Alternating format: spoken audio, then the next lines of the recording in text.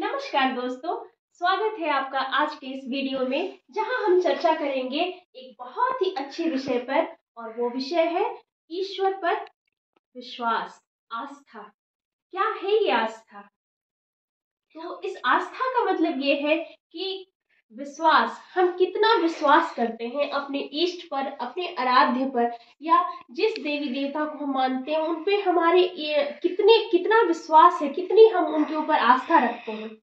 सामान्यतः ये देखा जाता है कि जब हम जीवन जीते हैं और हमारे सामने कठिन परिस्थितियां आती हैं और उन कठिन परिस्थितियों में हम कभी कभी अपना आपा खो जाते हैं, या हमारे साथ कोई बड़ी घटना हो जाती है जहां हम बहुत ज़्यादा दुखी हो जाते हैं, और उस कंडीशन में हम ये सोचते हैं कि ईश्वर ने हमारे लिए कुछ नहीं किया। हमने तो ईश्वर को इतना माना, इतना उनकी अर्चना की, इतना उनकी पूजा की, लेकिन उन्होंने हमारा साथ नहीं दिया। और ये सब सोच कर कहीं ना कहीं हमें दुख होता है और हम ईश्वर से अपनी आस्था को हटा लेते हैं, दूर हट जाते हैं। लेकिन नहीं, आप समझिए, ईश्वर अपने भक्तों की परीक्षा जरूर लेते हैं और कहीं ना कहीं हमारे कर्मों का फल हमें भुगतना ही पड़ता है, अवश्य ही मिलता है हमारे कर्मों का फल हमें।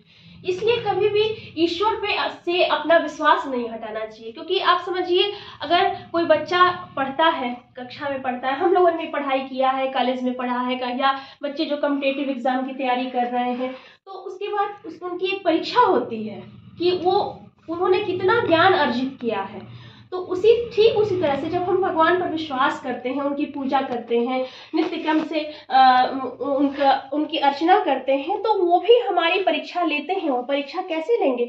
हमारे जीवन में तरह तरह के उतार चढ़ाव आते हैं, सुख दुख आते हैं, जिसमें वो ये देखते हैं कि हम कितना संबल बना के रखे हैं और कितना अटूट श्रद्धा और विश्वास के साथ उनके ऊपर सब कुछ समर्पित कर दिए हैं कि ईश्वर आप जो चाहें, जैसे चाहे रखें, हम आपके चरणों में है, शीश नवा कर है।